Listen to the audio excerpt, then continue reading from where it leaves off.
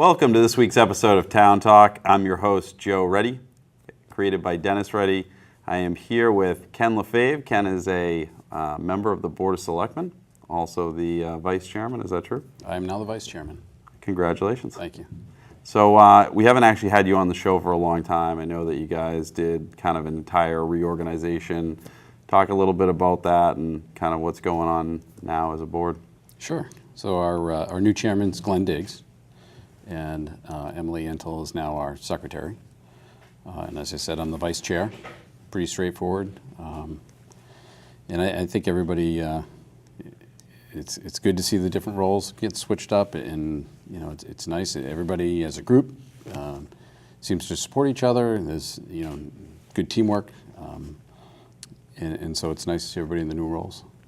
Now, what are kind of the differences in the roles, and what are the responsibilities of each member at this point? Well, Glenn as chair sets the agenda, and that's probably his, the sole purpose. Having him, he's in charge of the meeting, sets the agenda, dictates who gets to vote when, and so forth, and sort of just he runs the meeting. As the vice chair, I make the motions.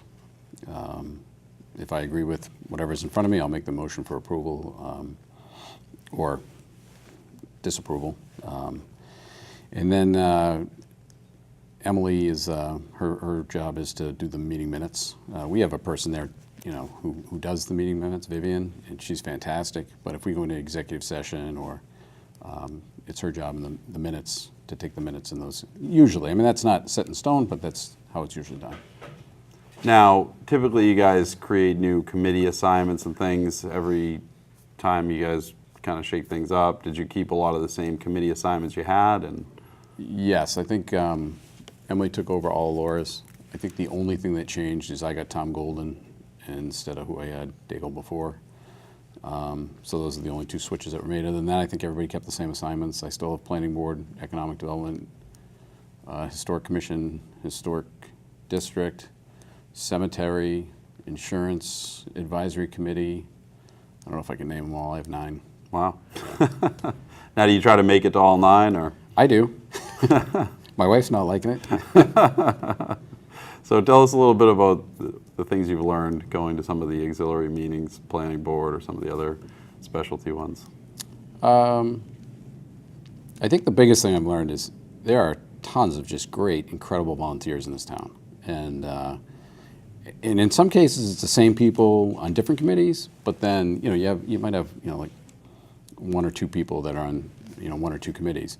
But then, I've also gone to like tree committee, which is not something most people would think to go to, but I've really been educated about, the tree situation in town, and I've seen the tree inventory on all our public properties. I'm shocked at the value. It's like 50 million in trees that we have. The strategies towns are using in order to keep the trees healthy and populated. Just never knew that was going on in this town. But you see the volunteers there, and then all the other committees. We have a lot of committees and a lot of volunteers.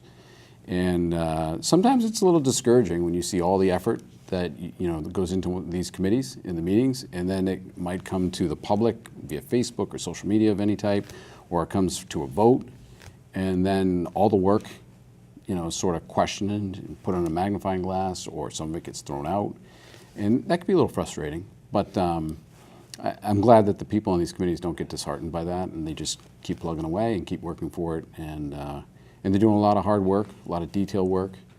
Can be thankless, but they're a lot of great people. So it's really amazing to watch. Now, I assume it can be advantageous to you because as a Board of Selectmen member, you get a lot of projects that probably cycle through a number of these committees and then actually either end up, on your agenda or vice versa. And sometimes things can be said in meetings that may not otherwise show up. Is that a benefit or a detriment? Huge benefit. And a lot of the committees that I'm the liaison to are ones that come in front of the board. So whether it's Planning Committee, Economic Development, the Center Village, there was a whole thing on the wayfaring signs. And a grant was, well, it wasn't a grant. We had some money that was earmarked under Deval Patrick that got released and came to us. And people were wondering, well, why do we get the money? How are you going to spend it? I thought town meeting already voted this in. And there was a lot of confusion about that and being part of the whole process. Because I also go to the Center Village just for more giggles, because I don't go to enough meetings. I go to theirs also just because I find it interesting. So to understand everything they went through and how the money was being spent and so forth was really helpful, so that when it came in front of us, already understanding what was going on to make an educated vote. It's not always easy to educate yourself on the packets they give you. We get these every Friday before a meeting. We get a 3-ring binder that explains everything that's going to happen on our Monday meeting, so you have 4 days to sort of go through it. And sometimes you can't get everything out of that. You have to go back and watch meetings. You have to read meetings minutes. But having been there, I have a pretty good view of where we're at when it comes to us. Now, you have a financial background. Do you see differences between business sector financing and municipal sector financing or budgeting? Not really the financing side, the budgeting and how they run a budget, yes. It took me a little bit to get used to. It took me probably 3 months before I was brought into office, to understand the concept, and probably a good 6 months after to go through a few meetings to understand how the levy limit affects a town, what Prop 2.5 really means. It doesn't mean my taxes only can go up 2.5%. It just means the town manager can only raise the levy limit 2.5%. Where he gets the money from can be distributed however. You put an addition on your house, you're going to get more. If house values go up, you're going to get more. So understanding how that all works and what that means, the levy limit, and where taxes come from, and then how they're spent, how they account for that. It's a little bit different than the private sector, so it took me a little bit to get used to that. Now, we had quite a few warrant articles that came in front of town meeting this year. You guys go through and make recommendations. Talk a little bit about that process and what goes into that. Well, a lot of the warrants that come in front of you are just housekeeping items. Pretty straightforward. It's money that gets funded in different accounts, and there's a lot of accounts. Every year just get refilled, whether it's the golf course or the cemetery commission, things like that. It's money that but there's always, a handful that are something you're not going to usually see again, or special sort of circumstances. So those come in front of us, and again, it's our job to do the research, understand as much as possible what goes in behind them. Again, a lot of the articles that came in front of us at this last town meeting already flowed through either the planning board or flowed through economic development. So I was, pretty well versed on those to start with. And then you get some that are just out of nowhere come in front of you, and you have to sort of weigh them on their merits, understand what's going on, ask the right questions, and then try to ask questions that will educate the public on the topic, so that everybody knows exactly what the pros and cons to an article is. Now, do you guys work with the Finance Committee and looking at some of the capital budget and the expenditures we're going to have every single year? I don't think we really work with them. There is a capital plan that you can get off the town website that Paul puts out every year, so you can see what our, the plan is for the next, 5 years down the road, what the big budget items are. You can go to the budgeting committee, the finance committee's budget meetings if you want, sit through them, but we really don't have a say in it. And a lot of the warrants that will come through, and we vote, and our vote isn't based on finance, and finance committee is not voting on our. We just vote on the merits. Finance committee, I guess, votes on the financial impact, if it's a wise financial move or not. And so it's not. I wouldn't consider it a coordinated effort between the two of us, the two different boards, to sort of because a lot of times you'll see that we vote differently on different topics. But you do look at all of the things that the town is looking to expend, Yes. and then make your own judgment based off of that. Yes. Yep. Now, one that's come across town meeting floor a number of years now, 101 Mill Road, old historic home that we purchased. Give us an update on that and where the town stands. That's a great question, because again, being on Historic Commission, we were asked to, or being the liaison on Historic Commission, they were asked to put forth a historic covenant or preservation restriction on the property. So that's a property that the town bought. They partitioned off the back half and gave it to Conservation Commission. So that's protected land. Trees cannot be cut down. That will stay woods. That's now protected. It's just the front half that's a property that town meeting gave us permission to go ahead and sell. But Historic Commission said we really, when they gave us input, we really want a preservation restriction on this. Massachusetts has a template preservation restriction that's about 30 plus or minus pages long, based, depends on appendixes and things like that. If you alter that, it no longer is considered a legal preservation restriction, it becomes a covenant. So we put it out to bid, we put it on the market for sale with the preservation restrictions, and the town got no offers. And when we got asked for feedback, the reason was because the preservation restriction is quite lengthy. I mean, it talks about the lawn's got to be mowed, the way the trees have to be cut, the color of the house. I mean, everything under the sun is in the thing. So we were asked, Historic Commission was asked to cut it down to, 5 pages or so. That came back, and we ended up just taking one meeting, sitting down, printing out the 30-page document and going line by line through it and crossing out what we thought could go out. We don't care about the lawn being mowed, the way the trees are trimmed, the type of trees that are planted on the property. So we just went through and really scrapped what we could, but enough to protect the structure of the building and the outside look of the building, the appearance. So we got through that and got that done. The covenant got approved, and so now the covenant is in place on the property. It went to town meeting to try to make it an inn of some sort. I'm not really sure. It is zoned to be a boarding house, which also becomes a bed and breakfast / inn. So, there was a town meeting warrant to make it the Chelmsford Inn, I think the name was. That failed. So now where it is we're probably going to talk about tonight, putting it out to on the market again with the 5-page covenant and seeing if we can get it sold and off the town's books. Now, when you guys actually put it out for sale, does that go out just by the town website? Is there other marketing efforts that go into selling it, or?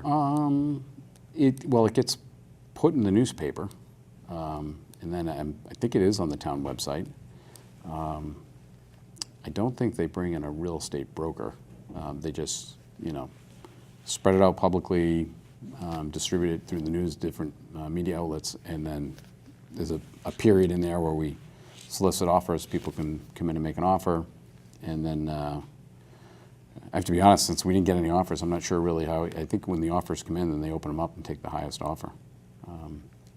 So it's really requests for proposals. People will bring up essentially an offer, and that's how it will be disposed of. Is that the best way to do it? Not in my own personal opinion, but that's. I'm just curious how they were You're the planning real on estate rolling guy. it out. No, I just said Mill Road's an interesting topic, and Yeah. we've spent a long time.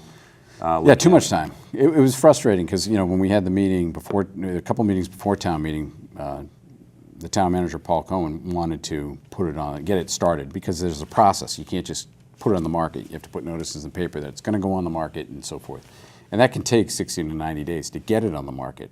That still would have been after town meeting. We're, at this point, now that we've waited for town meeting, it's 60 to 90 days from today we're going to have it on the market, which puts us in the middle of the summer. We missed the spring selling season. So, if I had my druthers, and if you watch, I voted to put it on the market immediately, and I was overruled. So it sort of got hung up until after town meeting. So hopefully we get that done tonight. Well, regardless of whether the town makes money or loses money on that property, there was some intangible benefit of taking some more of the land that existed with that house and adding it to where the soccer fields are. Correct. So, regardless of whether they make money or lose money, I don't think it's going to be the end of the world. I just don't think it's worth holding a property that the town has no use for. I mean, we can get a whole discussion about open space and the value of property and so forth. I mean, in Chelmsford, a buildable lot is $250,000. So Pretty close. You stripped off a buildable lot, in theory. So whatever the town paid minus $250,000. Hopefully, I mean, I would think the residents would expect that you're not going to get what you paid for it because you stripped off a lot. I mean, so you should knock off $250,000. I mean, and then be happy if you sell it. I mean, you can't go into this blind as a resident and say, "Oh, I want that piece of land. I want this piece of land. I want that," and think you're going to get away with it on cheap money. Yeah, if it's a nice piece of land, it's a valuable piece of land, then you're going to have to pay. So I mean, that's that's going to reduce the price. I mean, we did luck out off of technology. We got some nice land out there just for tax money. I think it was like 9 acres. And for short money, I think it was less than 20 grand in back taxes were owed on it. So you don't always get that situation. But I saw that. It was funny because I was actually showing a condo in the 55 plus, and I was actually looking out over that land, and I was wondering what that was. And then all of a sudden that night I'm at town meeting, and there it is being, auctioned off. Well, not auctioned off, but put into what do you call it? Conservation Commission. Yeah. So that was pretty cool. Actually, it's nice being a town meeting rep because you at least keep up to date with everything that's going on. You kind of have an understanding of little things that have happened, and I'm sure you find it just as interesting. What was your most interesting article of the town meeting night? There were a lot of interesting articles. The one I was probably most passionate about, or the one that sort of I feel for, was the large font menu. I know you're like, what? Because when they came in front of us before, and the gentleman from our Disabilities Commission, Len, he stood in front of the Board of Selectmen and said, we want to come up with a non-punitive requirement that restaurants have 2 to 5 menus that are 16 font, and you have it written there. I mean, it's pretty big. He didn't say, he said it could just be on an 8.5 by 11. It doesn't have to be on a formal menu. They could just blow it up, print it out, and it doesn't have to be, one of their other menus blown up. It could just literally be a black and white piece of paper, just so someone with low vision, has the ability to read it. Now, everybody kept focusing on older people, and I laugh because I have trouble reading menus, whether I'm at the establishment or over at Nobu's, or, when the light's down low, which is ambiance, everybody wants to, you look at the menu and you got to pull out your glasses just to, get through the menu. So it's not just older people or, people with disabilities. We all struggle at some point with being able to read these.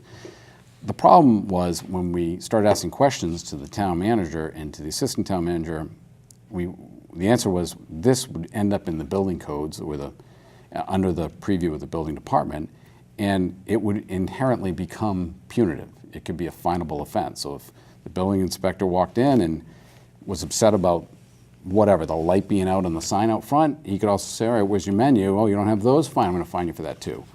And I'm just not, I want the town to be pro-business. I don't want them just walking in and looking for reasons to find somebody. There was also some general language about like pizza shops, if they have a board. It said vendors, any food vendors. But originally it was supposed to be just sit-down restaurants that have handout menus. We didn't know if it was 2 to 5, 3 to, that's kind of a general number, make it just 5. So I'd actually like to go, I wrote down the next meeting that they're going to have, and I'm going to go to it to talk about maybe there's a way, instead of making it a negative, do it or you're going to get fined, is there a way you could make it a proactive, how'd you like to be a large font or ADA friendly restaurant, and if we come in and certify that you're ADA friendly, you could put a sticker in your window and a logo on your website that says you're ADA friendly, and for us to do that, it's $50 for us to certify you. Maybe switch it around so it's a positive, not a negative. Wow, that's a really good idea. Yeah, and if you came up with a kit, I think I talked to a lot of the business owners, whether it's, again, Pete at Nobu's or Matt at the establishment, or, I mentioned to the owner over at Feng Shui, and they were like, I have no problem with a large menu. They didn't even realize, that there's an issue on that in town. So I think it'd be a little treacherous to put it in and make it a finable offense, and the restaurants don't even know that there's an issue, and then you show up and just start finding people, as opposed to, let's make it a positive where you can become an ADA-friendly restaurant, put a sticker on the window, put it on your website, and then people who are trying to figure out where to go that night for dinner can look, and if they see the logo, great, that's where I want to go. That was one of my problems with that presentation, is that if it had come across as, I've gone into restaurants, I've asked them to produce a large font menu for me, and they refuse to do so and do not care, then I would be more apt to have sided with it. But it was more, I don't even know that they even ask for, like if they show up, they just expect that it just be given to them. Someone may not know that you need a large font menu, so you have to ask for it, unfortunately, regardless of the situation. And you should always give businesses a chance to try to correct their own their own issues with their Yeah. own customers. So, last but not least, Vice Chairman, you see yourself running again 3 years from now? 2 years from now? 3 years from now? Less than 2 years, 42 meetings. I don't know. Probably not. I don't want to be on TV saying that, but no, it's a huge time commitment. Because I take it serious. I don't do anything sort of by the fly the seat of my pants. If I'm going to do it, I do it 100%. And it's an incredible time commitment. There were weeks where I'm out Monday, Tuesday, Wednesday, Thursday night, from 7 to 11 and getting home, at 11. So it's, and then, in preparation for tonight's meeting, you get phone call, anytime there's a Board of Selectmen meeting or anything, planning board, you get a lot of emails, you get a lot of phone calls. And I own my own business, and my brother's my partner, and I don't know how fair it is for him for the amount of time. Although, during the workday, I guess I try to limit, I try to do it all on the weekends. But there goes your whole Saturday. I mean, it's a funny story. I stopped in at Starbucks at 9 o'clock. I walked out of there at 10 o'clock after talking to a couple of people from the town. In the parking lot, someone else approached me. Half hour later, I was across the street gaining gas. Someone else approached me. So by the time I got home, I ran out at 9 o'clock to get a coffee, and by the time I got home, it was 11:45. So it's, there goes your Saturday morning, just answering questions and talking to people that have concerns and so forth. So it's, it's a commitment. And I try to return everybody's phone call, like within 20 minutes of them calling me. So it's, I want to make sure nobody ever says, that guy never called me back. Well, now you know who to call if you have a problem for the next year and a half. Thanks. Well, we appreciate you coming on the show. Give us an update. We'll definitely have you on again. And thank you for the time. Yeah, no problem. Thank you. All right.